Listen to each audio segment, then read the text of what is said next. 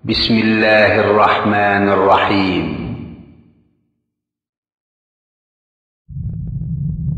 مكتب التعاون للدعوة والإرشاد وتوعية الجاليات بالدمام.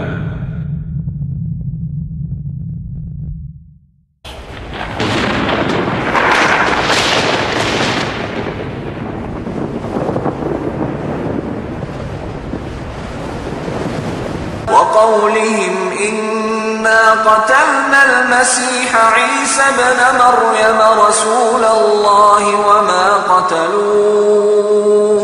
وما قتلوه وما صلبوه ولكن شبه لهم وإن الذين اختلفوا فيه لفي شك منه ما لهم به من علم إلا اتباع الظن وما قتلوه يقينا.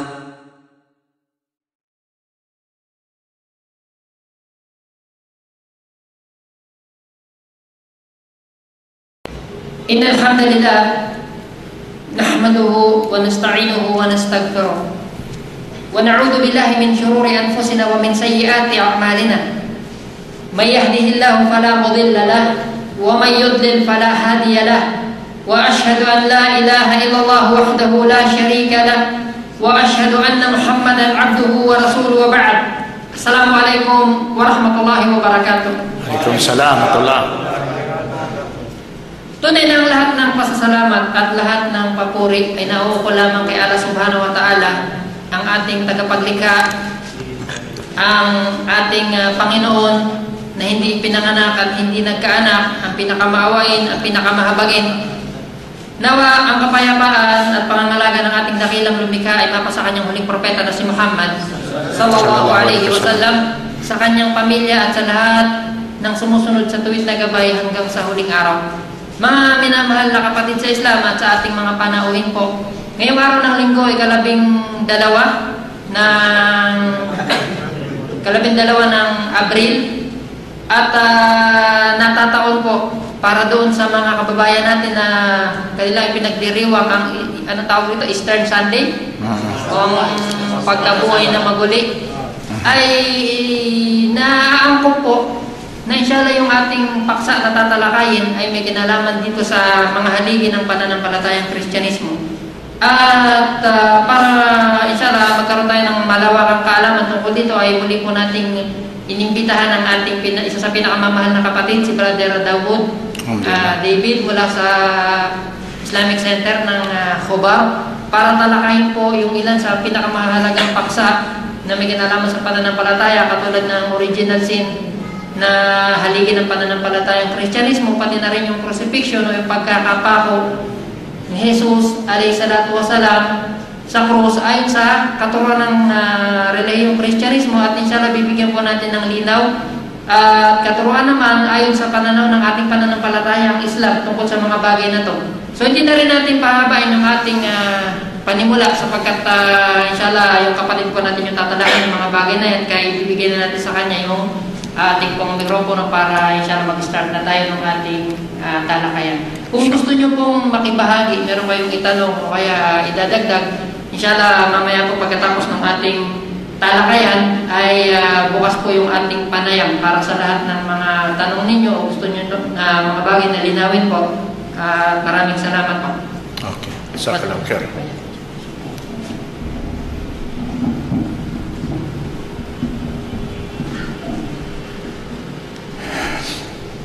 A'udzu billahi minasyaitonir rajim.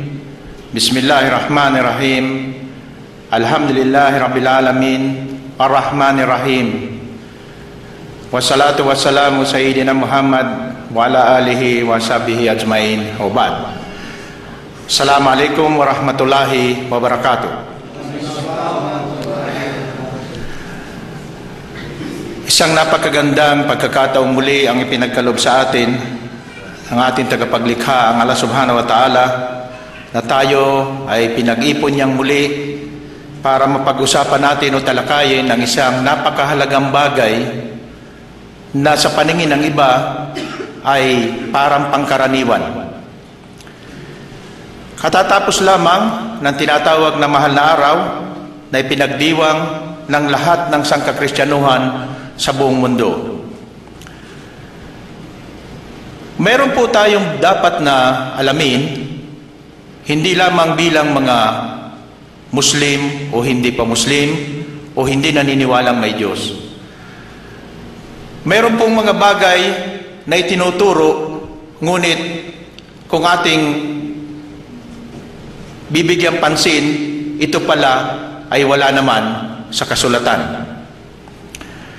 Pangkaraniwan na sa ating mga kapwa Pilipino at kahit hindi Pilipino, pag pinaliwanagan natin ng tungkol sa pananampalatayang Islamiko, may tatlo silang dahilan at pangangatuwiran. Una, pare-parehas lang yan. Pangalawa, iisa lang naman ang patutunguhan yan. Pangatlo, dito na ako brad na mulat.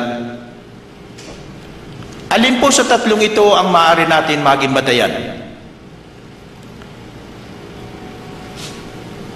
Itong magiging topic po ngayon ay pinili ko para sa ikaliliwanag o kaya kadagdagang kaalaman sa mga hindi pa Muslim at kahit sa mga Muslim na, sapagkat nakakalungkot na marami tayong mga kapatid na pumasok sa Islam, ngunit sa bandang huli ay nagawa pa ring iwanan ang pananampalatayang ito dahil sa kakapusan ng kaalaman o sa kakulangan ng kaalaman at sila ay nagbalik sa iniwanan nilang pananampalataya.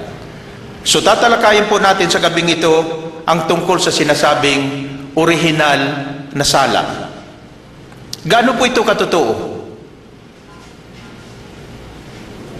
At ang isa na siyang haligi ng pananampalatayang Kristyanismo ay ang tungkol sa tinatawag na crucifixion. Totoo po ba na may orihinal na sala? At totoo rin po ba na si Jesucristo, sumakanya nawa ang kapayapaan, ay namatay sa krus para tubusin ang kasalanan ito? Nakakalungkot pong isipin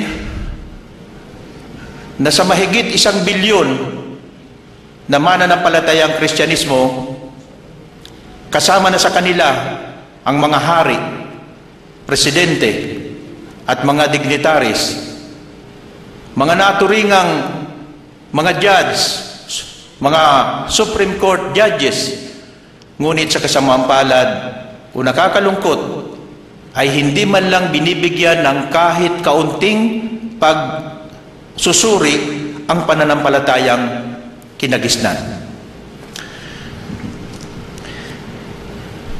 Isang profesor na hindi naman po Muslim, si Professor Georgian Moltmann, sinabi niya sa kanyang libro, siya ang author ng librong ito, The Crucified God, ang Diyos na ipinako.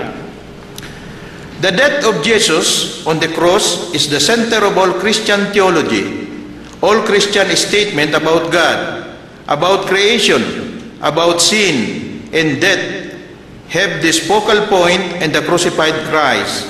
All Christian statement about history, about the church, about faith and sanctification, about the future, and about the hope is stemmed from the crucified Christ. So, alamin po natin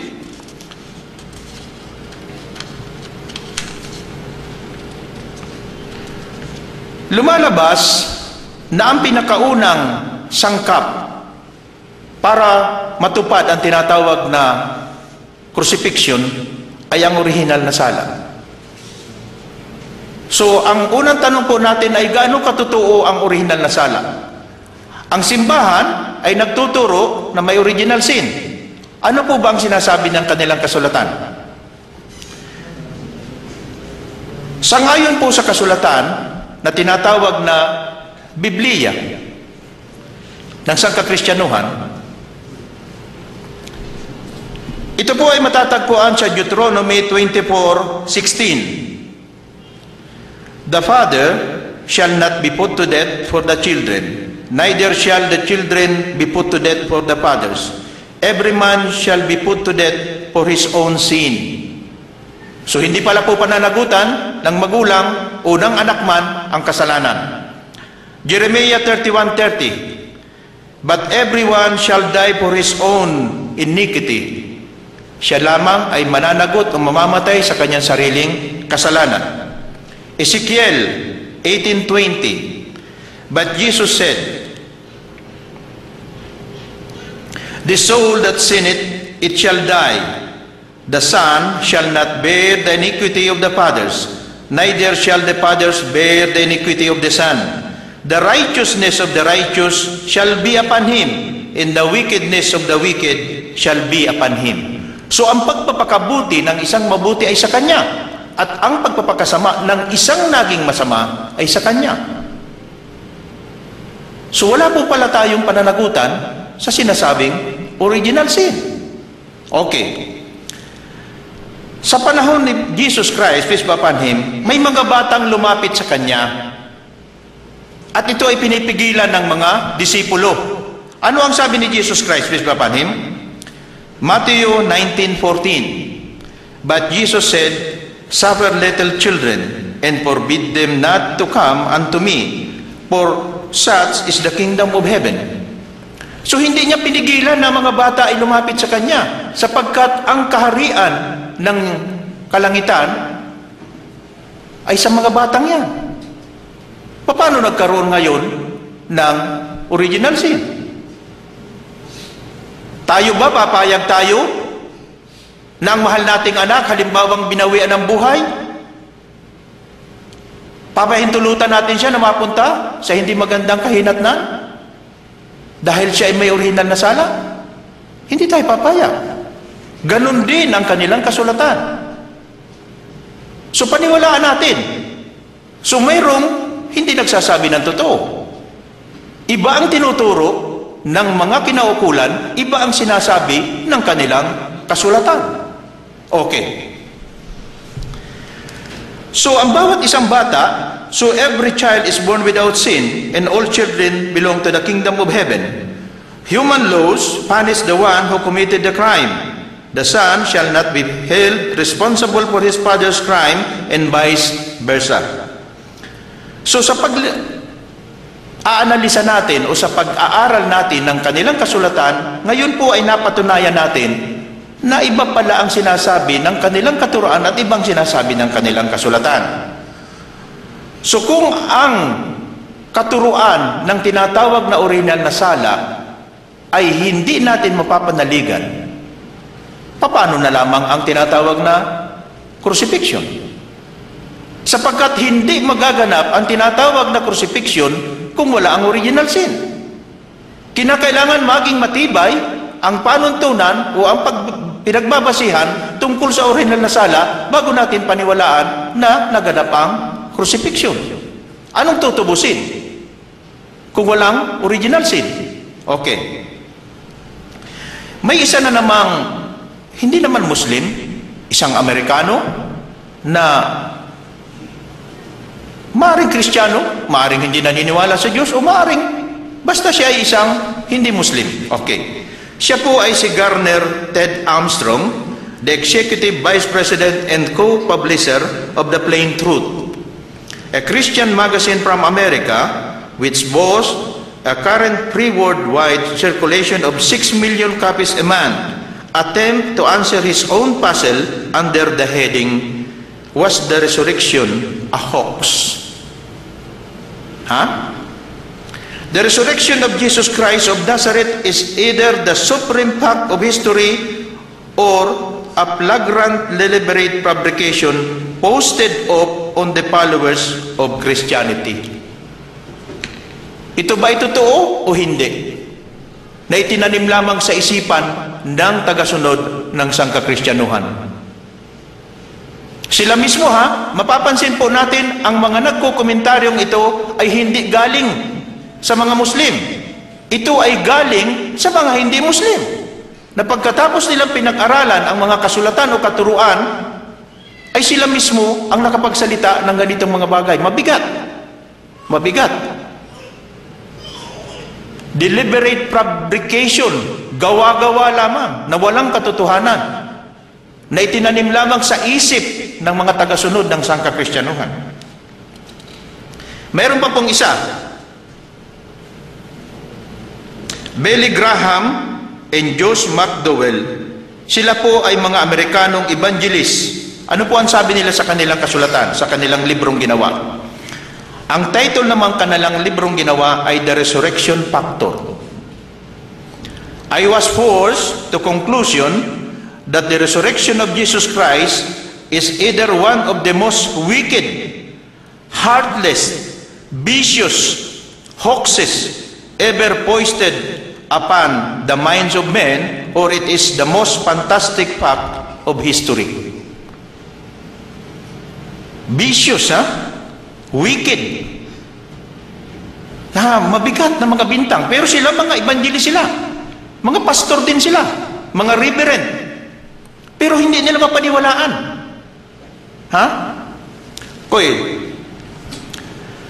Long before the coming and birth of Jesus Christ, peace be upon him, nowhere we can find in any books or teachings from the prophet before that Jesus Christ of Nazareth will be crucified for the sin that had been committed by our forefathers.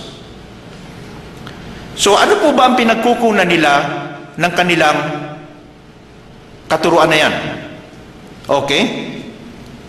Tingnan po natin ang tinatawag nilang Biblia. Pag-aralan natin. Ano po ba ang sinasabi nila rito? Okay. Let's have a look who are the so-called eyewitnesses of the crucifixion. May sinasabing crucifixion, so sino po ang mga eyewitness? There are 4 canonized gospel. Ito pong canonized gospel, ito ay pinahintulutan ng simbahan. The Gospel of Matthew, the Gospel of Mark, the Gospel of Luke, and the Gospel of John. Okay. Kailan po ginawa? Kailan nasulat ang mga gospel na ito? Dapat nating malaman. Kasi kinakailangan alamin natin saan nila kinuha ang mga istoryang yan o mga pangyayari. Alamin muna natin kailan nila ginawa. Ginawa ba ito sa kapanahunan ng pangyayaring yun o pagkatapos na? Okay. The first gospel to be written was that of Mark. It was written at Rome at least 40 years after the so-called crucifixion of Jesus Christ, peace be upon him. Pagkatapos ng 40 taon ng sinasabing crucifixion, saka pa lamang nasulat ang pinakaunang gospel ng kay Mark. Salam. The second gospel was that of Matthew. It was written in Greek at Antioch about 90 CE. 90 CE. Ang isa ay kay Mark, 40 taon na pagkatapos ng tinatawag na crucifixion.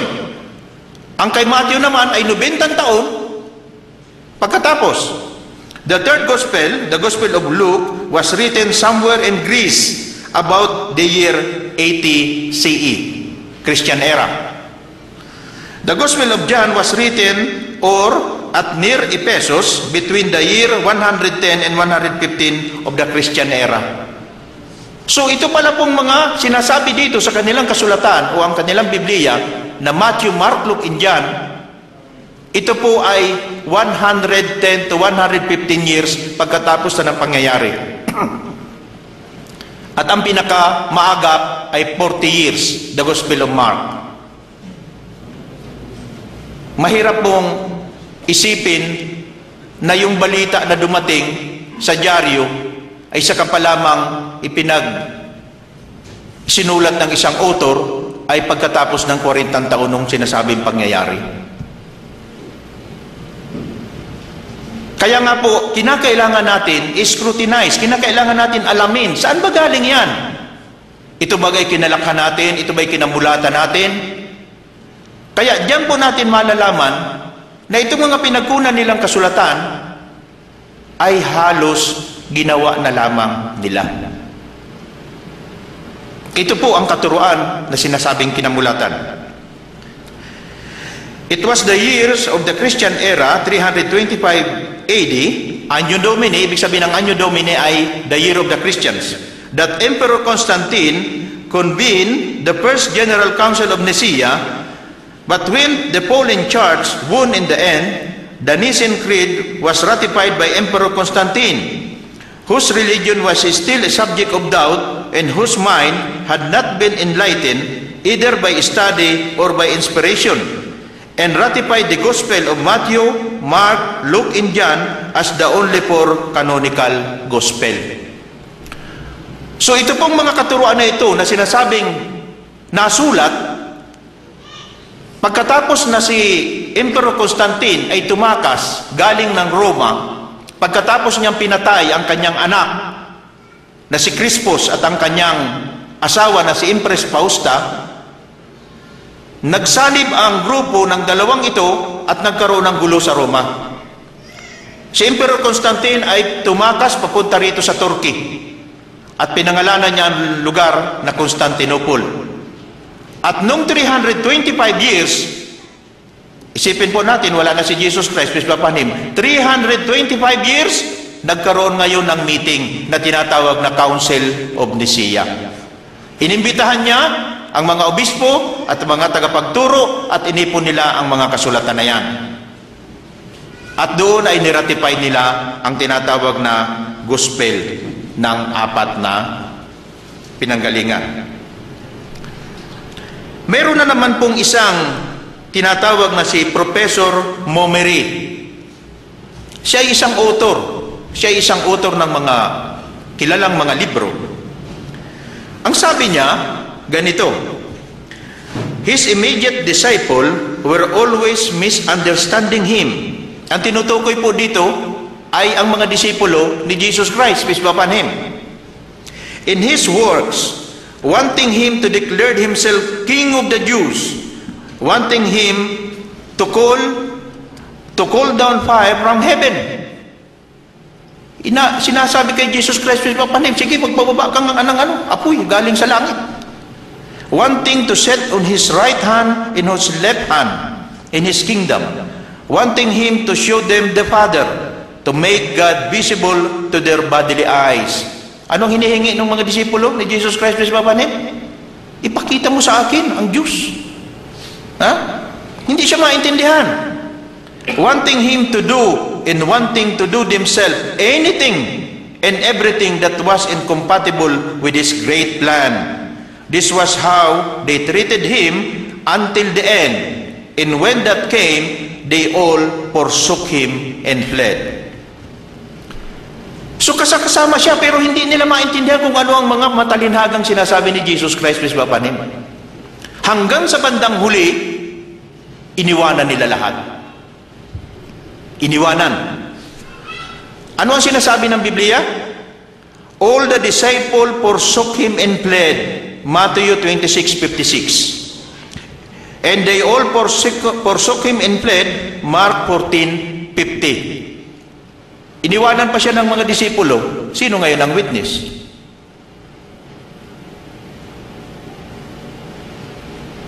Kasama niya, hindi sila magkaintindihan, hindi maanuwa ng mga sinasabi ni Jesus Christ, peace be upon him, bandang huli, iniwanan nila si Jesus Christ. Okay? If all the disciples forsook him and fled, and the first of the four canonical gospel was written at Rome 40 years after the so-called crucifixion, who then are the true witnesses of this fantastic fact of doctrine? Sino ngayon ang paniniwalaan natin na siyang witness? Ngayon, ang tanong po dito, alam natin na si Jesus Christ, peace be upon him, nanalangin. Para ano? Para iligtas siya. Ano ang nakalagay sa kanilang kasulatan? Matthew 26:39, nanalangin si Jesus Christ, peace be upon him. And he went a little farther and fell on his face and prayed, saying, O my Father, if it be possible, let this cup pass from me, nevertheless, not as I will, but as thou will. Mashallah. Submission of oneself to the will of his Creator. Iligtas mo ako sa sarong ito ng kapahamakan, ngunit hindi sa ngayon sa aking kagustuhan, kundi kagustuhan mo. So nanalangin siya. Takot siya mamatay. Alam niya na naghudas. Si Judas Iscariote, anumang oras darating ang mga Romano para siya ay hulihin. Anong gagawin sa kanya? Papatayin siya ng mga Romano. Kaya siya nanalangin. Okay. Sa Lucas 22:42, sinabi rin niya, saying, Father, if thou be willing, remove this cup, pass from me. Nevertheless, not my will, but thine be done. So, ang sabi naman dito sa Lucas 22:43, kasunod, and there appeared an angel unto him from heaven, strengthening him. So, pagkatapos niyang manalangin, ang anghel ay nagpakita sa kanya. At siya ay pinalakas. Ano, sinigurado sa kanya? Sige, mamamatay ka sa cross. Hindi. Siya ay sinigurado, inassure, na siya ay maliligtas. Ano ngayon ang patunay na siya ay naligtas at pinakinggan ng kanyang panalangin? Ang ibang libro ay nagsasabi po ng ganito. Ang ibang libro ay ganito, the effectual fervent prayer of a righteous man availeth much. Ito po ay sa James, Book of James 5:16. Ang mataimtim na panalangin ng isang righteous person o isang mabuting tao, makadiyos na tao ay pinakikinggan, mananaig. Yun ay sa James 5:16. Ang sabi naman po dito sa Hebrew 5:7, who in the days of his flesh, when he, meaning Jesus Christ, had offered up prayers in supplication with strong crying in tears unto him that was able to save him from death, and was heard in that he feared. Mismo ang kanilang kasulatan ay nagsasabi na ang kanyang mataimtim na panalangin, dahil nanaig, siya ay pinakinggan at siya ay iniligtas sa kanyang kinatatakutan. Hindi siya namatay sa krus. Bakit sinasabing siya ay namatay? So, sino ba talaga ang masasabi nating witness? So, Jesus' prayer not to die on the cross was heard and accepted by God according to Luke, James, and Hebrew. Then, how could he still die on the cross? Ano po bang mga kontradiksyon na nakikita natin? Mga pagsasalungatan tungkol sa sinasabing kontradiksyon. Alalahanin natin na ang claim nila ay merong 4 na nakakita. Si Matthew, Mark, Luke, and John. Ang sabi dito, sa Matthew 27:34, they give him vinegar to drink, mingled with gall, and when he had tasted thereof, he would not drink. Binigyan siya ng suka. Nang matikman niya, hindi niya tinuloy ang pag-inom. Matthew 27:34. Dito naman sa Mark 15:23, and they give him to drink wine mingled with myrrh, but he received it not. Sabi dun sa isa, binigyan ng suka. Sabi naman dito sa isa, binigyan ng alak. So, nakikita po natin ang pagsasalungatan. Mark 15:25, and it was the 3rd hour, and they crucified him. Ipinako na nila sa ikatatlong oras. Mark 15:25. Pagdating dito sa John 19:14, it was the 6 hours, and he was not yet crucified.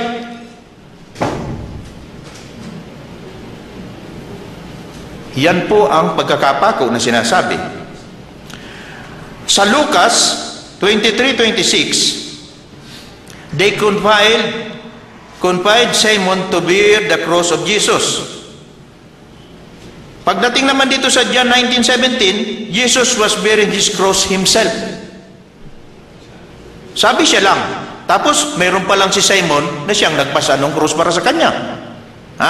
Maaaring pagod. Kaya binigay doon. Mahina na. Okay. So, ang nakalagay naman dito, the God of our fathers raised up Jesus, whom you slew and hung on a tree. Ba? Dalawa ang kamatayan ni Jesus Christ, peace be upon him. Doon sa isa, it was the 3rd hour and they crucified him. Mark 15:25. Ipinako. Ha? Pagdating dito sa Acts 5:30 at sa Galatians, the God of our fathers raised up Jesus, whom you slew and hung on a tree. So dalawa pala ang kamatayan ni Jesus Christ na sinasabi sa Biblia, isang ipinako, isang ibinitin sa kahoy. Yan po ang sinasabi ng kanila. Malinaw. Acts 5:30 at saka sa Galatians 3:13. Ha? Okay. Kaya ang tanong, Jesus was crucified or hung on a tree? Ha? The death of Judas. Ang kamatayan naman ni Judas Iscariote. Ha? Yung sinasabing nagtaksil. Ha? Okay. Dito po sa Matthew 27:5, Judas went and hung himself. Matthew 27:5. Dito naman sa Acts 1:18, Judas fell headlong and burst asunder in the midst, and all his bowels goes out. Sa Acts, siya naman ay nahulog sa bangin at siya sa kalagitnaan ay sumambulat ang kanyang tiyan at lumabas ang kanyang bituka. Parang nakalulo ng granada. So, dalawa po ang kamatayan ni Judas Iscariote sa Biblia at dalawa ang kamatayan ni Jesus Christ. Subhanallah. Ito ang pinaniniwalaan nila. Ngayon, tingnan naman po natin dito sa sinasabing mga pumunta sa libingan, na sinasabing libingan. The visitors to Jesus' grave. Ang sabi dito sa John 20, verse 1, Mary Magdalene only. Pagdating dito sa Matthew 28:1, Mary Magdalene and another Mary. Ha? Pagdating naman dito sa iba, Mary Magdalene and Joanna and Mary the mother of James and other women. Hindi yata magtali Ito po ay sa Lucas 24:10. Dito naman sa Mark 16:1, Mary Magdalene and other Mary in Salome. Pagdating naman sa John 20, verse 12, one woman saw two angels at the grave of Jesus Christ. Pagdating naman dito sa Matthew 28:1-2, two women saw one angel. The angel rolled back the stone and sat upon it. Hindi magtali. Lumalabas, 4 na tao nanood ng pelikula. Iisa ang title ng pelikulang yan, Crucifixion. Nang ikwento nila yung pangyayari, sa iba, magkakaiba sila ng kwento. Paano po natin masasabi na sila ay mismong witness? Na magkakaiba sila ng kwento?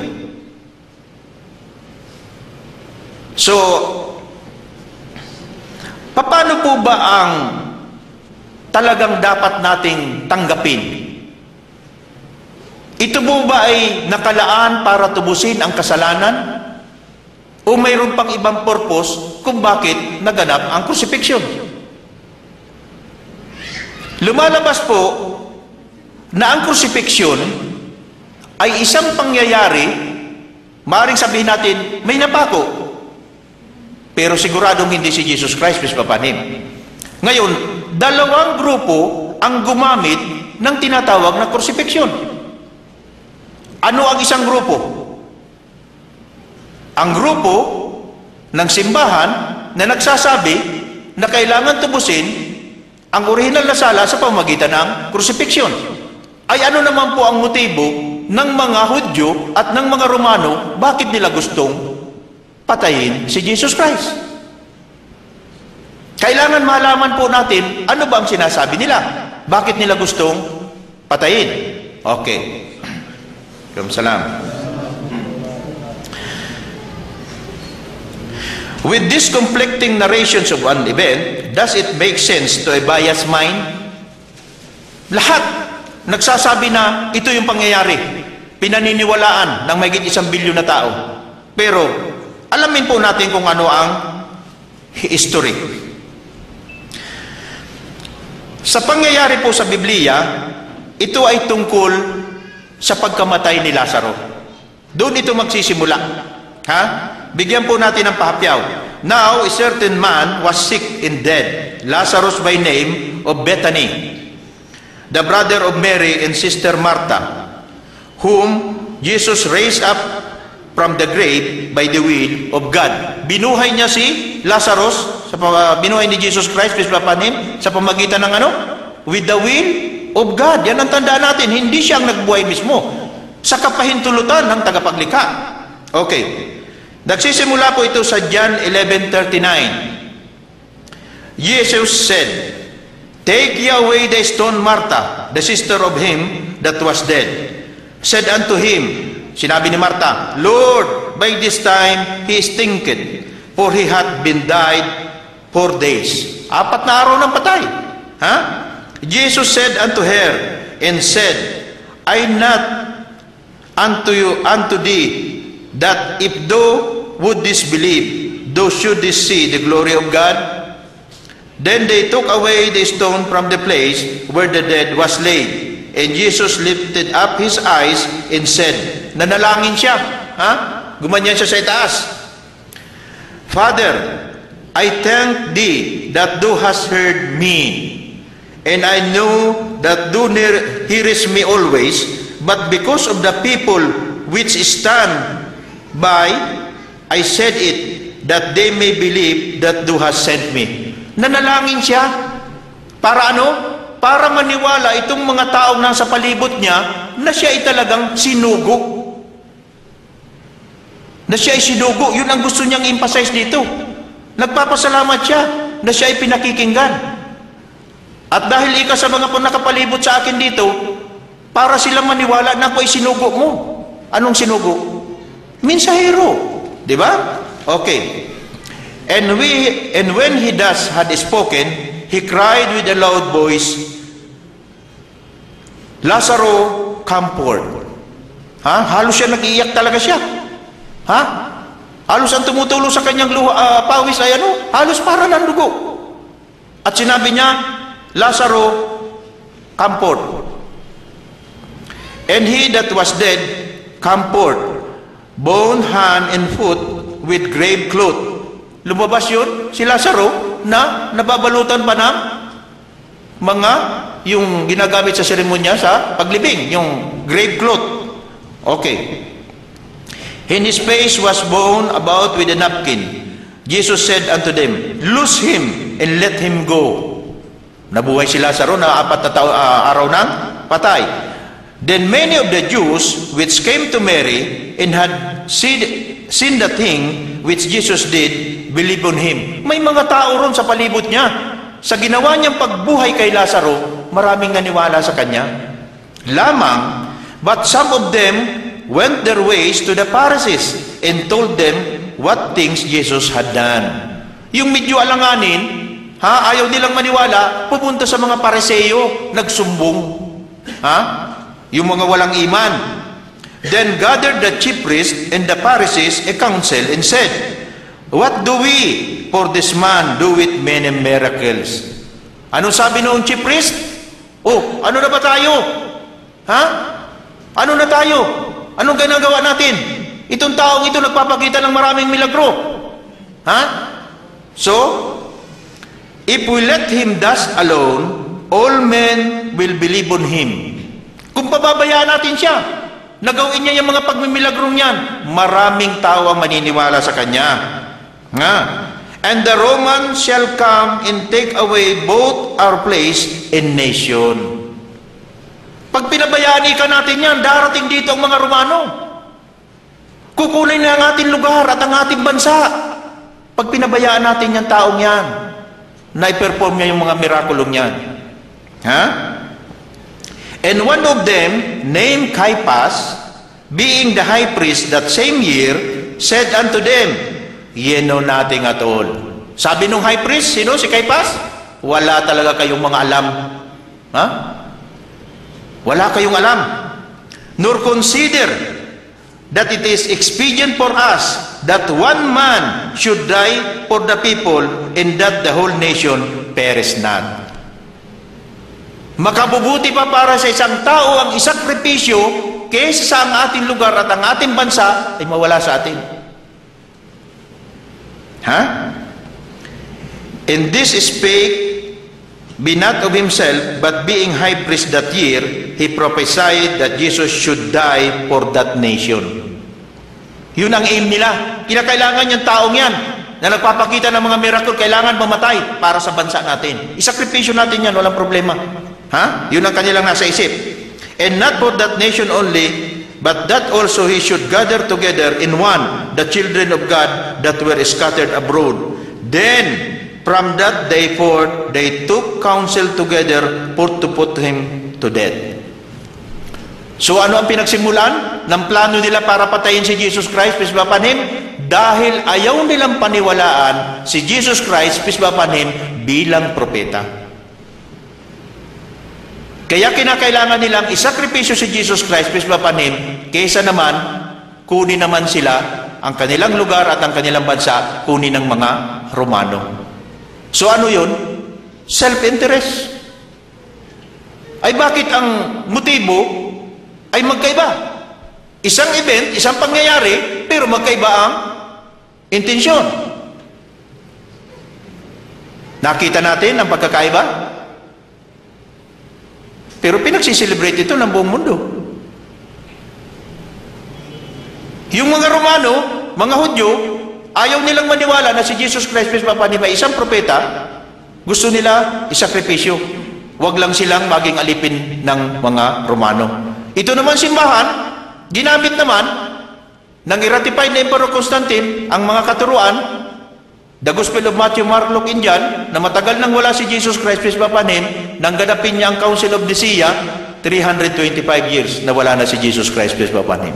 Ginamit naman nila na yun ay para sa pagtubos ng kasalanan. Samantalang walang masasabi o maituturo na witness, dahil all the disciple forsook him and fled. Sino ang naging eyewitnesses ngayon? Okay. So mula po doon sa araw na yon, ito ay nagtatapos sa John 11:53. Ito ay nagtatapos diyan na mula sa araw na yon, pinagbalakan nila si Jesus Christ, peace be upon him, kung paano nila papatayin. Okay. Pero para saan ba si Jesus Christ, peace be upon him?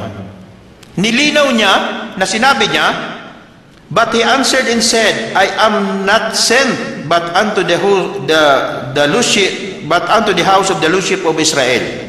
Ako ay pinadala lamang, hindi sa kung saan, kundi sa nangangawalang tupa ng kabayahan ng Israel, bilang sugo, bilang mensahero, bilang propeta. Kaya yun ang naging dahilan, hindi siya tinanggap, kaya siya pinagbalakang patayin. At sinabihan din niya ang kanyang mga disipulo. Sinabihan niya, the disciple are commanded to, these 12 Jesus sent forth, and commanded them, saying, go not unto the way of the Gentiles, and unto any city of the Samaritans enter ye not, but go rather to the Luship of the house of Israel. Matthew 10:5-6. So ang mga disipulo, katulad ni Jesus Christ, peace be upon him, saan sila pinadala? Bilang mga mensahero o propeta? Sa nangangawalang tupa lamang ng kabayahan ng Israel. Hindi siya pangbuong mundo. Doon lang siya sa nasasakupan ng 12 tribo ng kabayahan ng mga anak ni Jacob, yung 12 tribes of Israel na anak ni Jacob. Doon lang siya, at pati ang mga disipulo niya, sinabihan niya, huwag kayong lalabas, dito lang, sa nangangawalang tupa ng kabayahan ng Israel. Bakit napakaraming nagkiklaim na ang katuruan ay para sa buong mundo? So, binabypass nila itong nakalagay dito sa kanilang kasulatan. Dinidisregard nila yan at pinipilit nilang ipangaral ang katuruan na yan, na samantalang yan ay intended lang para sa nangangawalang tupa ng kabayahan ng Israel. So it is clear enough from their books why the Jews rejected Jesus as a prophet sent from God, because if they will believe and follow the teaching of Jesus, peace be upon him, they, the Jews, will become a slave to the Romans. And the Jews will not tolerate this to happen because they suffered too much when they are slaves with a Pharaoh. Hindi po ba ang mga Hudyo ay dating alipin ng mga Egyptian sa Egypt? Kung ito ay gagawin na naman nila, natanggapin si Jesus Christ, peace be upon him, ano naman ang mangyayari sa kanila? Aalipin na naman sila. Saan ang patunay na sila ay dating naging alipin? Exodus chapter 5, 1 to 23. Ito po ang reference natin, na siya ay inalipin ng mga Hudyo ng Pharaoh. Ano pa? 2 Kings chapter 24, 8 to 13. 2 Kings 25, chapter 25, 8 to 21. 2 Chronicle chapter 36, 17 to 20. So ito po ay mga nagpapatunay na sila ay alipin ng Paraon ng Egypt. Now, it is more logical that the main reason for the Jews wanting to kill Jesus is not to attain salvation through crucifixion. Wala silang paniniwala doon sa original sin na yun at saka crucifixion. But rather to save their nations, which meant self-interest. Pangsariling kapakanan lang ang iniisip nila tungkol sa sinasabi nilang pagpatay. Furthermore, in Jewish scripture, it is mentioned that anybody who died by hanging on a tree is a curse of God. Nakakaawa. Habang ang tao ay pinaniniwalaan niya na si Jesus Christ, peace be upon him, ay namatay sa krus, kasama na rin niyang tinatanggap na si Jesus Christ, peace be upon him, ay isinumpa. Bakit? Nakalagay sa Deuteronomy chapter 23 at chapter 21 verse 23 na ang sino man namatay sa pagkakabitin sa kahoy ay isinumpa. Galatians 3:13, Acts 5:30, Acts 10:39, and 1 Peter chapter 2 verse 24. Biro mo, si Jesus Christ, peace be upon him, na kinikilala, one of the mightiest messenger of Allah, sa kanila palang paniniwala ay sinumpa din at the same time. Yun ang sinasabi na lang kanang kasulatan. Paano hindi natin paniniwalaan? So hindi natin matatanggap yan. Nang isang magiting na propetang katulad niya ay sinumpa. Lamang, hindi siguro nila nalalaman. Okay. So meron po ditong isang bagay na gusto natin maliwanagan. Bakit kinakailangan pumunta si Mary Magdalene doon sa sinatawag na pinaglibingan ni Jesus Christ, peace be upon him? Okay. And when the Sabbath was past, Mary Magdalene and Mary the mother of James and Salome had bought sweet spices that they might come and anoint him. Ito po ay nakalagay sa Mark 16:11. Pagkatapos ng Sabado, na sinasabing siya ay namatay ng Biyernes at nabuhay ng pagkatapos ng Sabado, dumating ngayon si Mary Magdalene, may kasama siyang iba. May dala silang mga spices, yung mga herbal na mga dahon-dahon. At para imasahe. Sa seremonya po ba ng mga patay sa Hudyo o sa Judaism, halimbawa, kailangan bang masahihin ang patay after 3 days?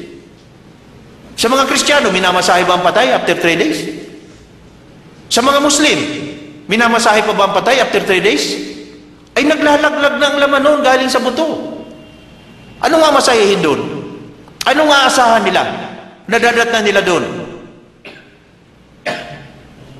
Kung totoo man na siya ay si Jesus Christ, peace be upon him, hindi pa rin siya namatay. Bakit? Ay binalikan nga after 3 days para masahihin eh. So inilagak lang siya doon, hindi libingan yun. Inilagak lang siya doon para makapagpahinga. Parang lumalabo yata, ano po? Nakakalito, ano? Okay. Talagang nakakalito. Kahit ako, nalilito na rin eh. Okay. So, tingnan po natin kung ano ang ating stance. Ano ba ang sinasabi ng mahal na Quran?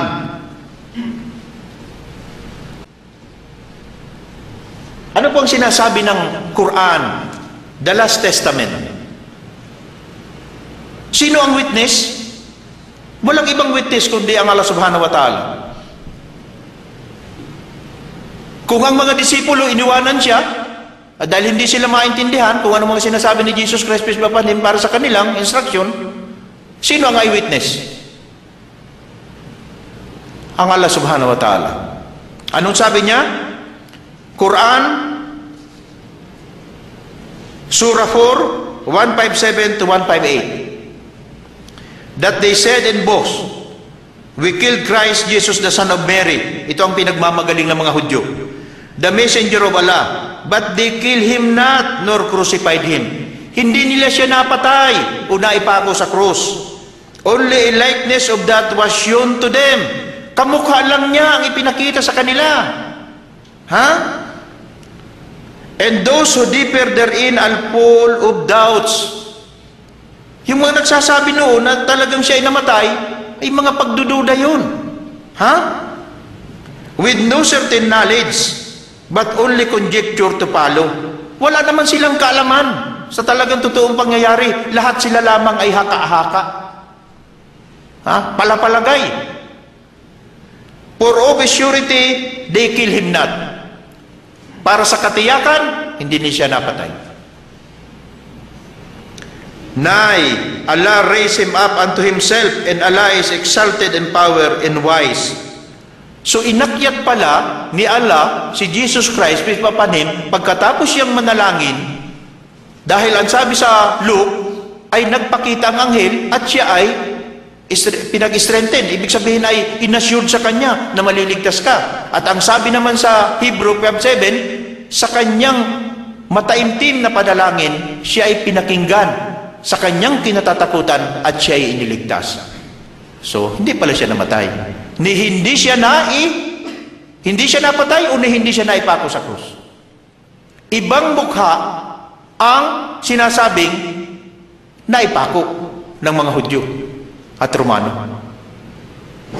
So, masyaallah, inabsulto mismo ang Allah ang nagpatutuo na hindi siya namatay. Dahil siya lamang ang witness. Siya ang all-knowing, all-hearing, all-seeing, God Almighty. Kaya lahat ito ay magulong katuruan. Paano natin masasabi ngayon na may nagpapatunay pa bang ibang kasulatan? Mayroon po. May tinatawag na Gospel of Barnabas. Itong Gospel of Barnabas, ito ay itinago sa library ng Vatican. Bakit nila itinago? Bakit hindi nila hayaan na basahin ng tao?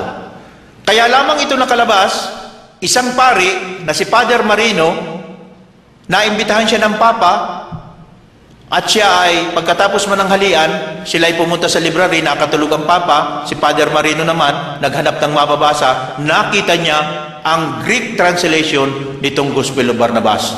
At ito ay kanyang itinago sa kanyang sutana, kaya nailabas niya ng library ng Vatican, at nang ito ay kanyang mabasa, ito ang naging dahilan kaya siya nag-Muslim. Ano po ba ang nakalagay dito sa sinasabing Gospel of Barnabas? Kasi ito ay ayaw tanggapin ng mga kinaukulan.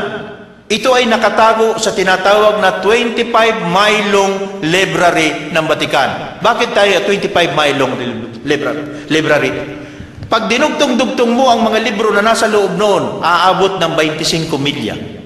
At yun lahat ay apocryphal books. Yun ay hindi pinababasa sa mga ordinaryong tao lamang. Yun ay itinago nila. So, ano po bang nakalagay dito at dapat nila itong itago?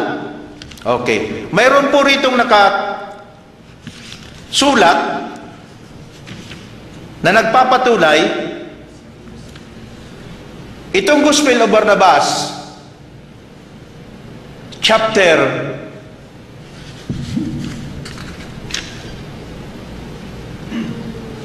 2:17.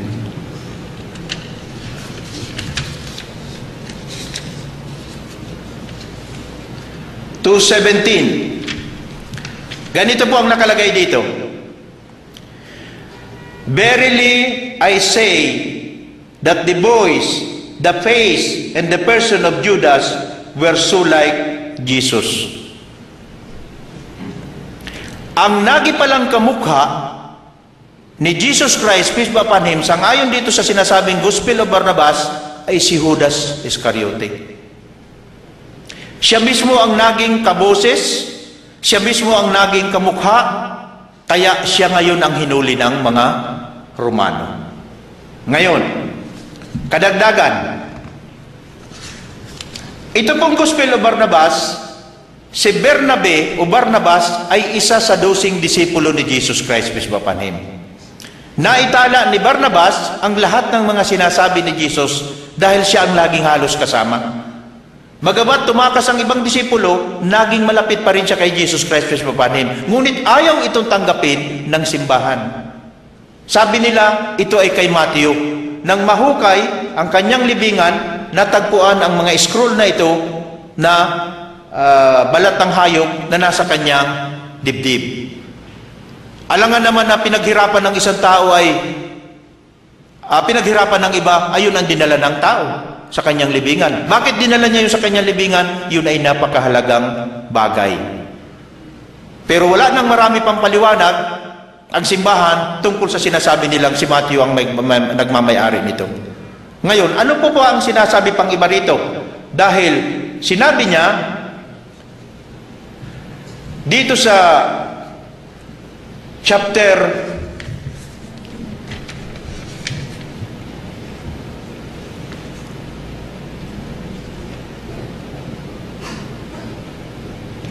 223, 21. Verily I say unto you, I died not, but Judas the traitor. Beware, for Satan will make every effort to deceive you, but be ye my witness in all Israel and throughout the world of all things that ye have heard in sin. So sinigurado ni Jesus Christ, peace be upon him, dito sa librong ito, na ang namatay ay si Judas, hindi siya. Lalo bang magulo?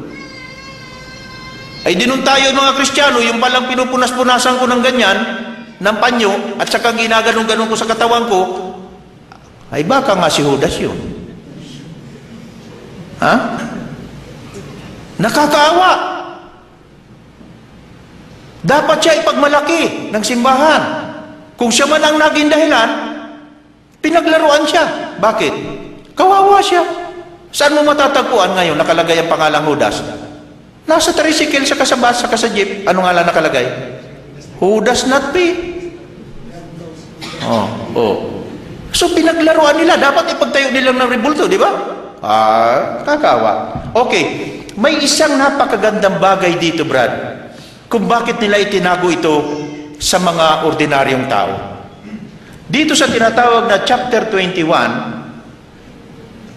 221, 220, nakalagay dito,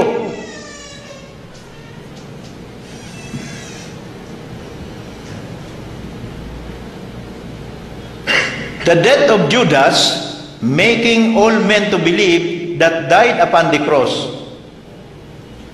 And this mocking shall continue until the advent of Muhammad, the messenger of God, who, when he shall come, shall reveal this deception to those who believe in God's law. Mashallah.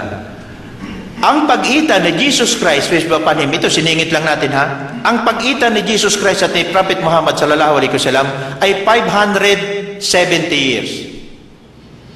Hindi pa sinisilang yung tao, nasa panahon pa ni Jesus Christ at ng kanyang mga disipulo, binanggit na sa Gospel of Barnabas ang pinakahuling mensaherong darating by the name Muhammad. Ano yung binanggit natin kanina? Surah 4, 157 to 158. Ano ang sinabi rito? That they kill him not, nor crucified him. Mashallah.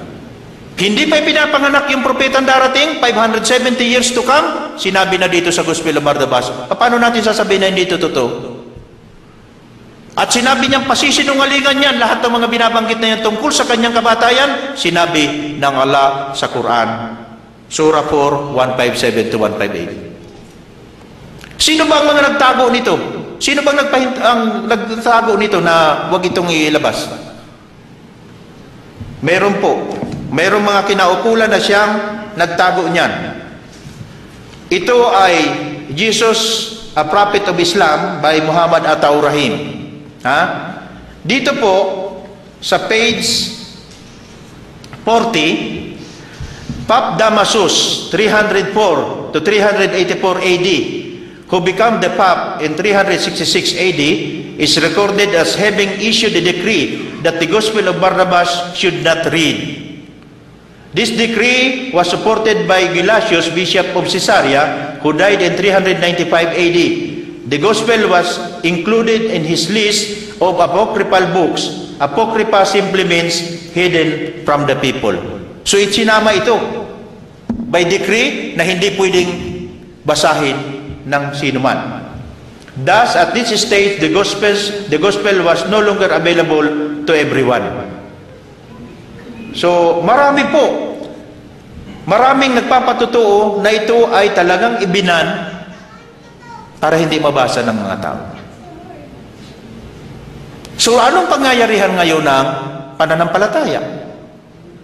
Kung yung mismong kingpin o yung pinanghahawakan na pinakahaligi ng pananampalatayang ito ay mabuhay mula sa original na sala at ang sinasabing pagkakapako ni Jesucristo sa krus. Nakakalungkot. Pag pinaliliwanagan natin ang tao, yung tatlong nabanggit ko kanina, yun ang pangaraniwan kong naririnig sa loob ng 20 taon. Pari-parehas lang yan. Iisa lang yan pupuntahan yan. Dito na ako, Brad, namulat. Okay. Alin po ang susundin natin doon? Kung pari-parehas lang yan, ito bang lahat ng itong binabanggit natin ngayon ay napag-alaman na niya at napag-aralan na niya ang Quran? Hindi. So, hindi po pari-parehas. Nagi ba siyang Kristiyano at pagkatapos siya ay nag-Muslim? Nakapag-aral ba siya? Nasaliksik ba niya ang mga kasulatan niya at ang kasulatan ng Islam? Hindi. So, hindi po pwedeng sabihin iisa lang. Bakit? Ang Islam ay nagtuturo ng pagsamba sa nag-iisa na totoong Diyos at pagsunod sa kanyang mga kautusan. Ngunit sa kanilang katuruan, ito ay nagtuturo ng sinasabing original na sala at maniwala na si Jesus Christ ay namatay sa krus. Walang sino man sa history ng lahat ng mga propeta na nagsabing sa darating na panahon na yan na ang pangalan ay Jesucristo, siya ipapako para tubusin ang original na sala. Bakit walang ipinako sa mga naunang propeta? At ang katuruan na ito po ay nagkakaroon lamang ng edad na 2009 years old. Ang edad po ba ng mundo ay 2009 lamang? Bakit kinakailangan ipadala si Prophet Noah, peace be upon him? Para ano? Wala siyang binanggit sa loob ng 950 years? Nang magiging kaligtasan ng tao ay ang maniwala sa mga doktrinang ito? Katunayan, ang doktrina pong ito ay galing sa Roma. Si Jesus Christ ay taga Jerusalem. Sa kanyang kapanahunan, walang itinurong mga ganitong bagay. Lumabas lamang ito ay nang siya ay matagal na wala. At ang mga kasulatan na sinasabi tungkol sa mga pangyayaring ito ay halos wala na siya. Kaya wala siyang kinalaman sa tinatawag na sangkakristyanuhan, wala siyang tinatawag sa tinatawag na itong Trinity o Original Sin, wala siyang kinalaman sa sinasabing Biblia ng sangkakristyanuhan. So ito po humigit kumulang ang mga bagay na nabanggit natin para sa ikaliliwanag. So ang mga Hudyo ay meron silang sariling intention kung bakit nila gustong patayin si Jesus Christ, peace be upon him, at ang mga kinaukulan naman sa simbahan ay ginamit naman itong pangyayaring ito sa sinasabing ratification ng doctrine. At niratified na Emperor Constantine ang doktrina ng tungkol sa Kristyanismo, lalo na ang doktrina ng Matthew, Mark, Luke, and John. So isipin po natin, isang katulad natin, ang nagratified o nagbago, hindi revelasyon. At ito pong mga pangyayaring ito ay nagsimula lamang sa isang tao. Walang iba kundi si Paul. Sino si Paul? Si Pablo, na isang taga-Tarsus, na isang Hudyo, nag-convert siya na maging Roman citizen. Doon na nagsimula ang kanyang mga pag-aangkin, samantalang nung una, siya ay pinapatay niya ang mga tagasunod ni Jesus Christ, peace be upon him. Bakit niya pinapatay? Sapagkat ang mga tagasunod ni Jesus Christ, peace be upon him, naniniwala na may isang tagapaglikha at si Jesus Christ ay magiting na propeta. At siya naman, lumalabas na ang doktrinang ito na kinamulatan natin, ito ay parang batas na ipinaglalaban sa gitna ng Senado. Nang si Paul ay nasa gitna ng Sanhedrin, yung tinatawag na court, ipinaglalaban niya yung kanyang katuruan. Kaya nung mahalata niya na sa gitna ng korte ay nakararami ang mga Pariseo, bigla siyang pumagitna. Sinabi niya, "Oh mga kapatid, ako, si Paul, ay isang Pariseo, anak ng Pariseo." Naku, nagkagulo doon sa loob. Dahil kilala nila kung sino itong taong ito. Ha? Sino ba siya? Paniniwalaan ba natin ang kanyang mga sinasabi? Ay, ang utos nga nung namumuno patahimikin siya saktan yung kanyang bibig Ha? Kasi kilala nila itong taong ito. Bibigyan lang po natin ng kaunting paliwanag. Sino ba si Paul? Para malaman natin, ito pong mga katuruan na ito ay galing sa tinatawag nating Biblia na sinabi ni Pablo na ang tungkol sa pagkabuhay na magmuli, ito ay pinaglalaban niyang batas, kumbaga sa atin, sa Kongreso. Ha? Yung mga Sadducees, iba ang paniniwala nila, hindi sila naniniwala doon sa mga anghel na yan, at saka yung pagkabuhay na magmuli. Pero ipinaglalaban naman ni Pablo yung kanyang pananampalatayang yun o paniniwala niya. Bill, ito ay batas na gusto niyang aprubahan noong mga Romano para ito ang sundin. Okay? Sangayon po sa Acts 9:20, "In a straight way, si Pablo, preached Christ in the synagogue that he is the Son of God." So sino pang nagturo na siya ay anak ng Diyos? Si Pablo. Sinabi niya, Acts 17:18, "And some Jews said, 'What will this babbler say?' Others some, some it to be a setter forth of a strange God, because he preached unto them Jesus in the resurrection." Sabi niya, sino ba itong maingay na ito? Matabil na ito, madaldal na ito? Para ikang ibang mga itinuturo niya Bakit itinuturo niya sa Jesu Kristo ay nabuhay na magmuli? Mismo sila mismo, nagtataka, sino ba itong taong ito? Ha? Okay. 2 Timothy 2:8, "Remember that Jesus Christ of the seed of David will raise from the dead according to my gospel." Alalahanin ninyo, sabi niya, na si Jesu Kristo na galing sa lahi ni David ay nabuhay na magmuli sang-ayon sa akin ebanghelyo. So, ebanghelyo ni Paul. Yun ang sinasabi rito. So, kaninong ebanghelyo? Yun yung ipinaglaban niya sa Senado. So, sa kanyang ebanghelyo yun. So, isa pa rito sa Roma 2:16, "In the day when God will judge the secret of men by Jesus Christ according to my gospel." So ano ngayon ang kinakamulatan ngayon? Nakaturuan na si Jesus Christ ang maghuhusga. Paano siya maghuhusga? Katulad din natin siya. Kuhusgahan din. Diba? Pero saan yung galing? According to the gospel of Paul. So ito palang mga sinusunod na ito at mga paniniwala o doktrina o dogma ng simbahan ay lahat halos galing kay Paul. Sino ang founder ngayon ng Christianity? Ay di si Paul, hindi si Jesus Christ mismo panim. Di ba? Oh. Ang sabi pa niya rito sa Roma 3:7, for if the truth of God hath more abounded through my lie unto His glory, why yet I am also judged as a sinner? Ay sinabi na siya ni sinungaling.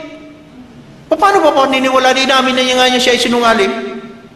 1 Corinthians 5:9, for I am the less of the apostles, that I am not met to called an apostle, because I persecuted the church of God. Mismo inamin niya mismo sa sarili niya. Hindi ikaw ko karapat dapat na maging apostoles. Kahit ikaw ako ang nagpapapatay doon sa mga tagasunod sa Church of God. Siya mismo sinabi niya, hindi siya karapat-dapat. 1 Corinthians 12:16, but be it so, I did not burden you. Nevertheless, being crafty, and I caught you with guilt. Inamin niya. Siya ay ano ba ang crafty at saka guilt? Tuso at mandaraya. Paano natin paniniwalaan yung mga sinasabi niya? Inamin niya siya ay tuso at mandaraya. Di ba? Galatians 6:11, ye see how large a letter I have written unto you with my own hand. Nakita ninyo kung gaano kalaki? Ang sinulat ko para sa inyo, sang-ayon sa aking sariling pagsusulat lang. So ito po ay isang bagay na pag ang mga kababayan natin ay kinakausap natin, ang una lagi nilang sinasabi, ba't ba galit na galit kayo kay Pablo? Hindi naman kayo inaano ni Pablo. Ay Brad, huwag kang magagalit hindi nga kami nagagalit kay Pablo Kinukot lang namin kung ano yung sinabi niya sa inyong kasulatan. Pero ano ang sinabi ng Allah Subhanahu wa Ta'ala dito sa lahat ng mga bagay na ito? Sinabi niya na may mga tao na pag sila ay nagbabasa, pinalalabas nila na ito ay galing sa Diyos.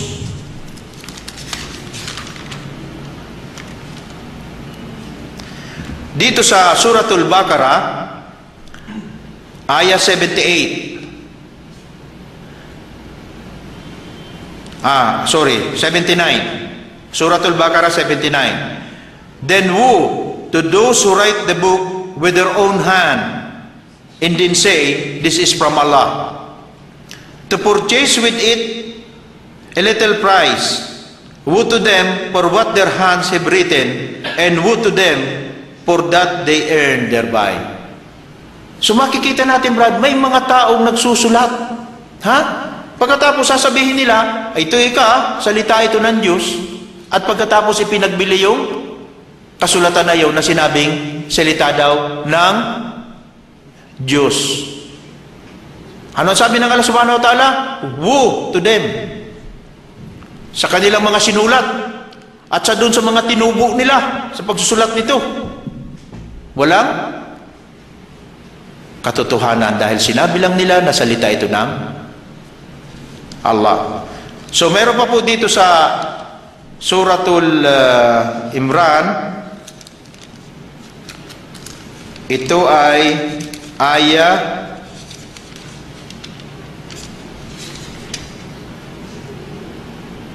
78. And verily among them is a party who distort the book with their tongues as they read. Pag sila'y nagbabasa, anong sinasabi nila? Ito po ay salita ng Panginoon. Yung isa, anong sabi sa Baqarah? Mga nagsulat. Ito naman, and verily among them is a party who distort the book with their tongues. Binago nila sa pamagitan ng kanilang dila. Pag nagsasalita sila, sasabihin nila, galing ito sa Diyos. So that you may think it is from the book, but it is not from the book.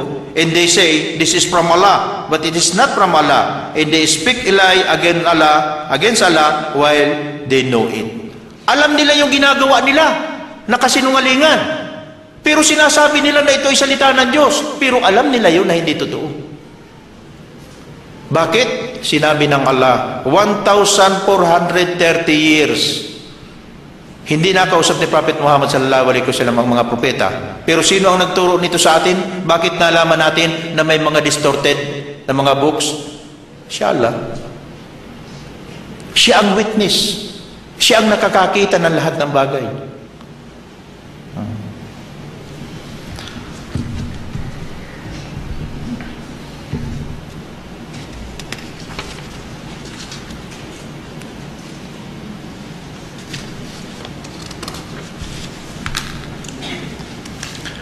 So, alhamdulillah, ito pong mga bagay na nabanggit natin ngayon, alhamdulillah, ito nawa ay magsilbing tulong para lubusan nating maunawaan ano ba itong bagay na kinamulatan na ito. Ang membro ng ating pamilya, maaring hindi pa sila Muslim. Hindi natin sila mapapag-Muslim dahil hindi naman tayo may karapatan. Lamang kung maipapagkaloob natin sa kanila o maibabahagi natin itong mga bagay na itong impormasyon, maging daanawa ito na malinawan nila. Lalo pat sa mga katulad natin, mga nagbalik Islam, marami tayong naalalaman na nagbalik uli sa dati nilang pananampalataya dahil sa kakulangan ng kaalaman. Hindi nila naliwanagan.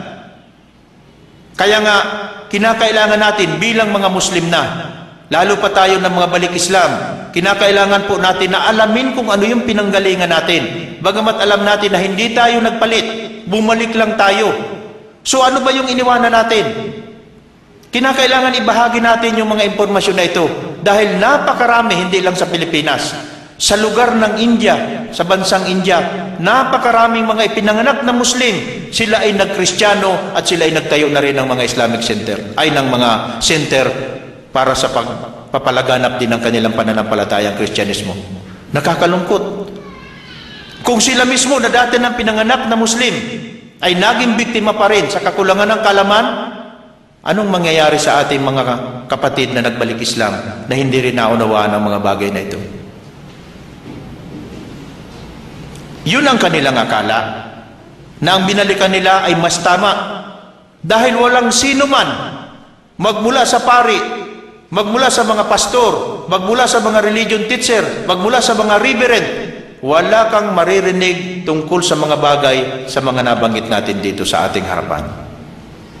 Sinikap ko po ito na saliksikin at ibahagi sa inyo sapagkat ito ay makakatulong sa ikaunawa natin ng mga bagay na ipinaglihim sa atin. Sana po hinahangad natin na ito ay maging makatulong sa mga bagay na pinagtatalunan. Bagamat nangako ang Allah subhanahu wa ta'ala na sa araw ng paghukom mismo lilinawin ang lahat ng bagay na yan. Sa pagbabalik ni Jesus Christ, peace be upon Him, malilinawan na ng mga tao na mali pala yung kanilang paniniwala. Mali pala yung mga katuruan na kinamulatan nila. Pero bago mangyari yun, kinakailangan, bago natin iwanan ang mundong ito, kinakailangan saliksikin po natin. Huwag tayong mga tubiling magpaabot ng kalamang ito sa ating mga mahal sa buhay. Baka po makatulong ito. Baka makatulong. Ito po ay hindi natin masasabing kakailanganin natin ng mahabang oras. Maaring tayo umabot ng 5 oras sa topic lang na ito. Ngunit, pinaikli na lamang po natin. Bakit? Napakarami pang detalye na dapat ninyong malaman. Ito ay parang brief na lamang. Pinaiksi ko na lamang. Ngunit ito ay nasa isip ko. Ito ay pinagsikapan ko. Dahil gusto ko rin na ito ay ibahagi sa inyo para wag tayong maligaw. Lalo pat nag-Muslim na tayo at pagkatapos tayo ay magbabalik muli sa pinanggalingan natin. Alin doon ang babalikan natin? Alin sa kanila, sa dami nilang yan, alin doon ang babalikan natin? Nagpapalit-palit lamang ng pangalan, pero nandun pa rin po tayo. Walang nababago. Nandun pa rin sapagkat ang kanilang book of authority ang tinatawag na Biblia. Pero alin doon sa sektang yun? Alin doon sa mga nakaregistered sa Security and Exchange Commission ang ating babalikan? Lahat sila nagsasabing tama. Walang mali. Lahat sila tama. Paano kung biglang dumating ang araw ng paghukom sa oras na ito? Lahat lang ba sila na makakulang sa 1.5 billion na tao sa buong mundo, sila lang ang magiging laman ng paraiso? Paano yung mga naunang nilikha ng Allah subhanahu wa ta'ala? Paano yung mga sinugong propeta, ang mga tagasunod nila? Saan sila mapupunta kung sila lang ang tama at sila lang ang magiging laman ng paraiso? Unfair. Kaya nga po, itong bagay na ito, dahil ito ang pinaka-kingpin ng Christianity. Kung tutuusin, hindi na dapat pang gumawa ng kabutihan. Maniwala ka lang na may orihinal na sala at tinubos ni Jesus Christ, ang orihinal na salang yan, ligtas ka na. Huwag ka na gumawa ng kabutihan. Kadagdagan na lang yun, magpapagod ka pa. Ngayon, ang tanong po dyan, kung totoo na tinubos niya ang kasalanan, ano ang tinubos niya? Before Him o kasama na ang after Him? Kung totoo siya ay namatay sa krus at tinubos ang kasalanan. Kung tinubos niya ito ay before Him, paano yun after Him? Kinakailangan pala pagbalik niya ay pako siyang muli. Dahil patuloy na nagkasala ang tao. At kung tinubos naman niya ang before Him at after Him, alhamdulillah, kasama na tayo mga Muslim doon. So nasaan po ang magiging logic doon? Kung mismong ang original sin is in question, mabuay ang pinagbabasihan, ano na ang mangyayari sa tinatawag na crucifixion? Mabuay lalo. So, nasa sa inyo po ang pagpapasya sa sino mang makapanood nito, sa sino man makapakinig nito. Nawa, makatulong po ito sa ating lahat sa ikalilinaw ng mga bagay na pinagtatalunan. At ito ay makikita natin, buong mundo. Nagpapakaabala tayo sa mga panahon na iniukol natin yan. Naggagastos tayo ng napakalaking halaga nang hindi natin natitiyak kung gaano ito katotoo. So, ano po ang bigyan po natin ng kaunting katanungan. Meron po bang nakakaalaala sa mga binanggit kong bersikulo sa Biblia na nagpapawalang bisa sa sinasabing orihinal na sala? Meron po sa inyo yung pangunang katanungan natin, at mayroon po tayong maliit lang na regalo, maliit lang. Sa mga sister po natin dyan, may 3 po akong bagay na binanggit. Kung hindi man po yung mismong bersikulo o kapitulo, sabihin lang po kung anong libro ng Biblia. Yung nagsasabi, 3 po ang binanggit ko, o 4, na ang tao ay walang orihinal na sala. So, mayroon pong 4 akong binanggit. Brad? Kung hindi po yung mismong bersikulo, kapitulo, sabihin lamang po kung saang libro matatagpuan. Sa iyo po? Gospel John po. Gospel Mark sa Matthew sa Lukas po. Lucas. Yun tungkol sa pagka walang orihinal na sala. Wala po dun sa 4 na yon. Wala po. Brad, ikaw? Ezekiel. Okay. Ang Ezekiel ay doon po nakalagay na ang pagpapakabuti ng isang mabuti ay sa kanya at ang pagpapakasama ng masama ay sa kanya rin. So tama po si brother dahil 4 po yung binanggit natin na yon. Baka brad mayroon ka may sisingit na isa pa? Hindi yata nakasulat sa kisame, brad.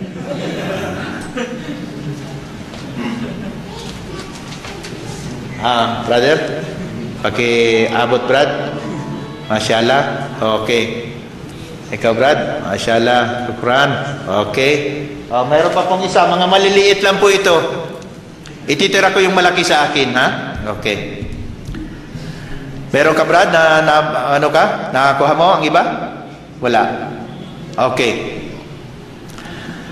Ano naman po ang bersikulo o kaya ay pangalan ng libro na nagpapatunay na si Jesus Christ, Viswapanim, ay pinakinggan ng Diyos sa kanyang panalangin? Sa Brad? Sa Hebreo. Sa Hebreo.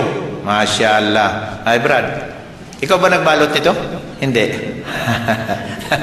Alhamdulillah. Okay. Masyaallah. Parang mabigat, Brad, ano? O baka naman baso ito, kaya baka ito ay may laman, ha? Hindi, ikaw na. Wala nang ibang nag-raise ng hand sa kalikod mo, eh. Kaya Pablo. Po yung malaking pamimigay sa inyo po yan. Alhamdulillah. Ha? Kay Pablo po. Kay Pablo. Sigurado ka? Sino man nagsabi? Ikaw po. Ako, wala. Hindi ako makakatagyo, Brad, kaya tanggapin mo rin ito, Brad. Nasilo mo ako doon, Bicolano pala, kaya wise din ito. Okay.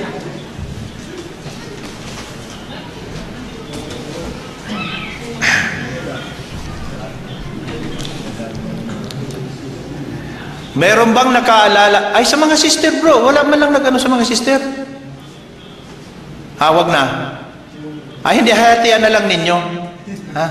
O, sige. Meron po bang nakaalala sa inyo kung anong chapter sa Gospel of Barnabas sinabi ni Jesus Christ kay Barnabas na hindi siyang namatay sa krus? Na sinabi niyang si Judas ang namatay sa krus? Dalawa po yung chapter. Ang isa ay nagsasabi na naging kamukha ni Jesus Christ si Judas at naging kabusis niya. At ang isa naman ay sinigurado ni Jesus Christ, Viswapanim, sinabi niya kay Barnabas, katotohanan, hindi ako ang namatay sa krus, kundi si Judas Iscariote. Dalawa po yung chapter. Alin doon? Ikaw, Brad? Chapter 220? 20 o 21? 21? Okay, 220. 220.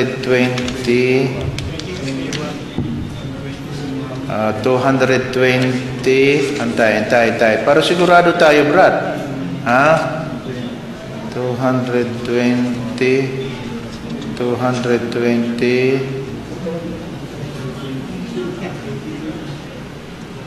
220, Brad, si Prophet Muhammad yung binanggit. Okay. Okay, muntik na, no? Isa na lang. Sige. Baguhin na lang natin.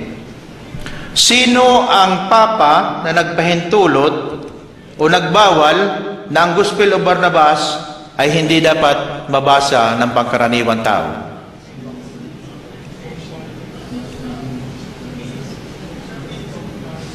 Papa, pag nasagutan ko po ay sa akin ito mapupunta. Okay. So, ito po ay sa libro ng Jesus, a Prophet of Islam, at ito ay si Pope Damasus.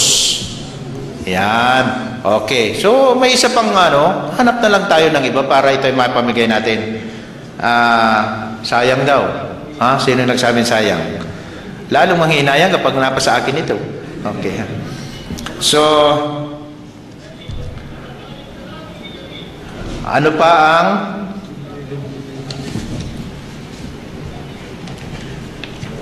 mayroon po bang makakapagbigay ng pangalan sa mga taong nagbibigay ng sinasabing pagdududa o hindi paniniwala sa doktrina ng crucifixion at original sin? mayroon po akong nabanggit na 3 mga tao na hindi naman mga Muslim, na sila ay mga author ng mga pangunahing libro na nagpapawalang bisa sa sinasabing crucifixion o original sin. Pwede lang po. Apelido? Ano pong apelido mo? Yung apelido lang po. Apelido niya. O sige po, pwede na po yun. Kala ko apelido mo sasabihin mo. Okay. Armstrong po sa Kasibahan. Ayun, Armstrong sa Kasibahan. Aling Armstrong mo? Yung astronaut? Yung naggawa ng libro. Yun. Ay, tanggapin po ninyo ito. Tanggapin po ninyo. Masyaallah. Ha? Pero kung nagkamali siyang sinabi niyang yung astronaut, ay talo siya. Sige, Frank. Wala.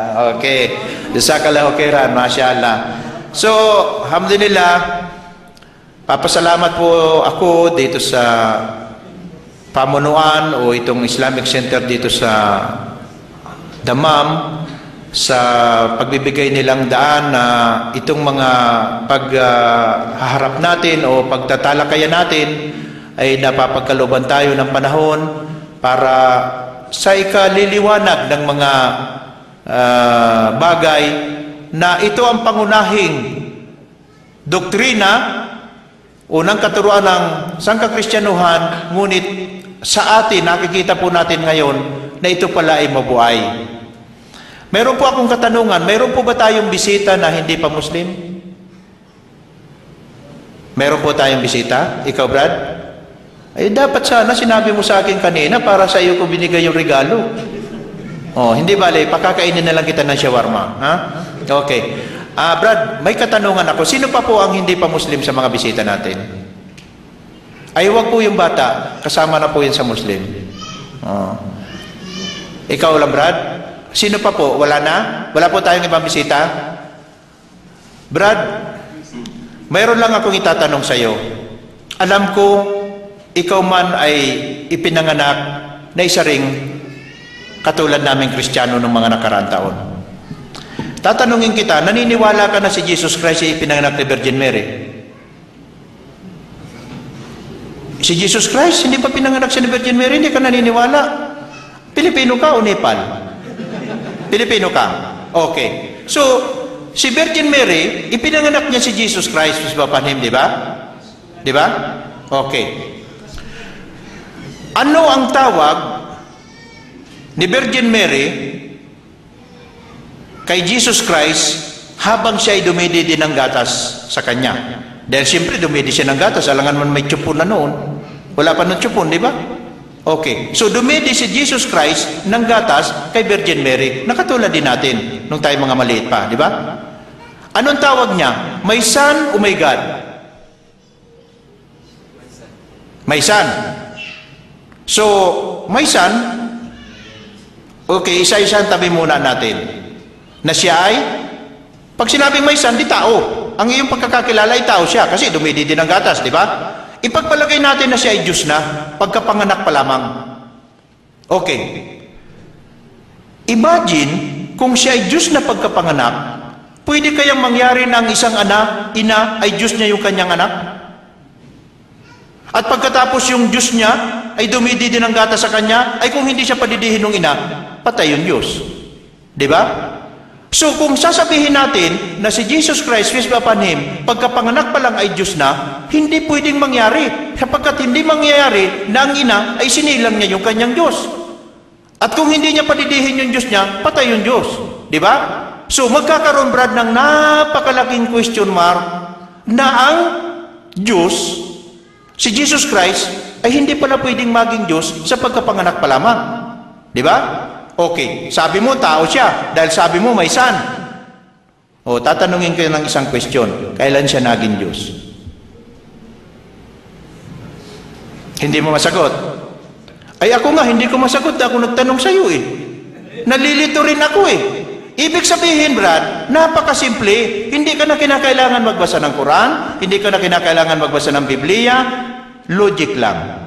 Mabubuksan ng iyong isip na ang Diyos hindi maaaring maging tao at ang tao kailanman ay hindi magiging Diyos.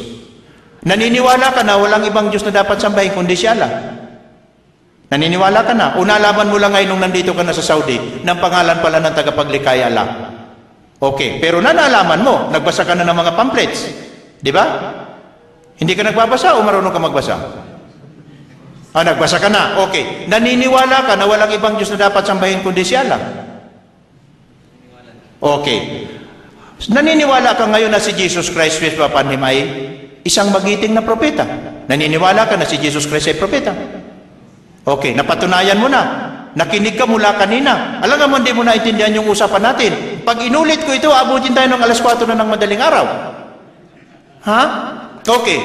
Naniniwala ka na si Jesus Christ, peace be upon him, ay isang magiting na propeta. Bakit hindi mo ihakbang ang isang paa mo pa para paniwalaan mo naman na si Prophet Muhammad, peace be upon him, ay kasunod ni Jesus Christ na propeta na pinadala rito sa mundong ito? Pareha silang propeta, pareha silang mensahero, pareha silang alipin, katulad din natin, Brad.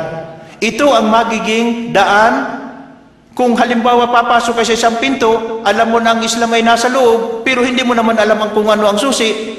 Ang susi ay yung pagsabi mo o pagpapatutuo mo ng iyong paniniwala. Ang iyong puso ngayon, linisin mo. Mula ngayon, hindi ka na maniniwalang may Diyos Ama, may Diyos Anak, may Diyos Espiritu Santo. Huwag ka nang maniniwala sa mga magic. Ha? Naniniwala ka sa mga gayuma. Huwag ka nang maniniwala. Huwag kang maniniwala sa mga anting. Hindi totoo yun. Ha? Huwag ka nang maniniwala sa mga horoscope. Huwag kang maniniwala sa mga fortune teller. Hindi ka nila mahulaan kung kailan sila mayaman. Tapos nanghuhula sila. Ikaw naman, bili ka ng bili ng liwayway. Tinitingnan mo lang yung horoscope mo.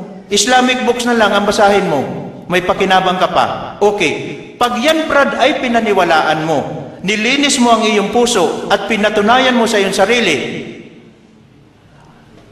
Naniniwala ka na walang ibang Diyos na dapat sambahin kundi si Allah lamang? Okay. Naniniwala ka na si Prophet Muhammad ay pinakahuling mensahero na pinadala rito sa mundo?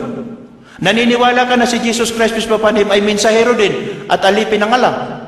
Lapit ka dito, Brad. Mahahalikan kita. Lapit ka dito, Brad. Kahit ako sinusumpong ng rayuma, nakatayo ako ng bigla eh. Dito ka, Brad. Dito ka. Okay. Dito ka. Yan. So, sundan mo lang ako nun, ha? Sundan mo lang. Huwag kang matakot. Guwapong mambaga ako. Ha? Huwag kang matakot, ha? Okay. Asyhadu Allah ilaha illallah wadahu la syarika lah wa asyhadu anna Muhammadan Abdullahi wa rasuluh wa asyhadu anna Isa Abdullahi wa rasuluh. Allahu Akbar.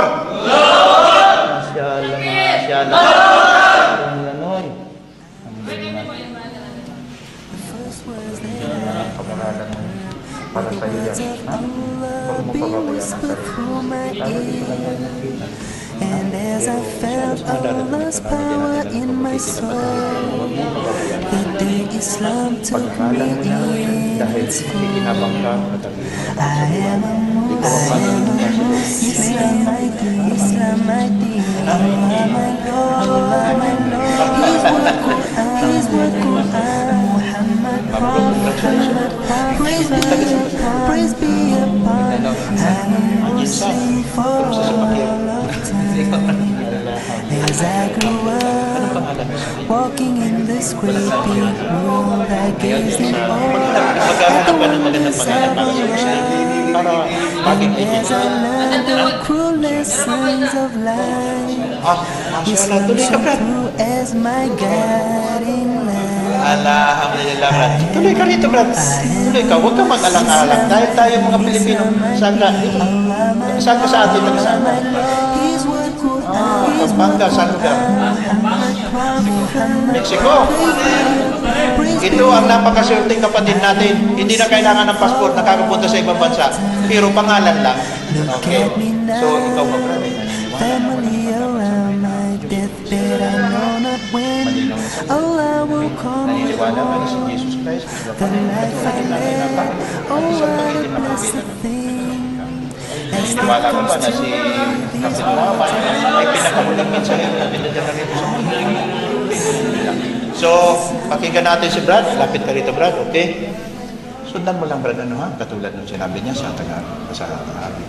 Asyhadu alla ilaha illallah wadahu la syarika lah wa asyhadu anna Muhammadan Abdullahi wa rasuluh wa asyhadu anna Isa Abdullahi wa rasuluh.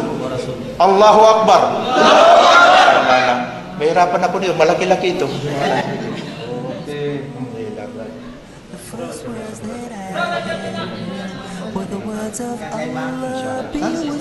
Alhamdulillah, congratulations. Masya Allah, mabruk. Alhamdulillah Rabbil Alamin. Masya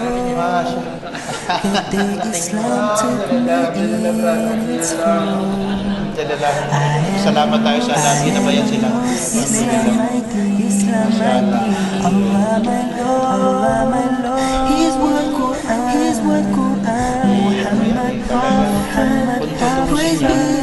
Praise namin lahat, hindi kakayahin ng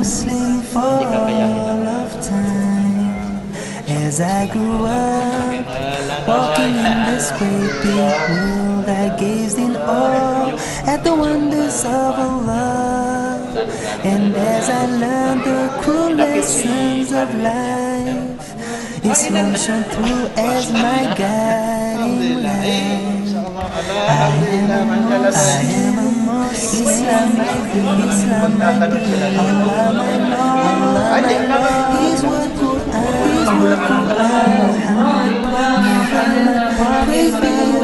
praise be upon. I'm a Muslim for all of time. Look at me now, family around me, that I know not when Allah will call me home. The life I led, oh what a blessed thing. As death comes to me, these words I will sing. I am a Muslim, Islam I do, Allah my Lord, His word Quran, Muhammad Prophet, praise be upon. I'm a Muslim for all of time.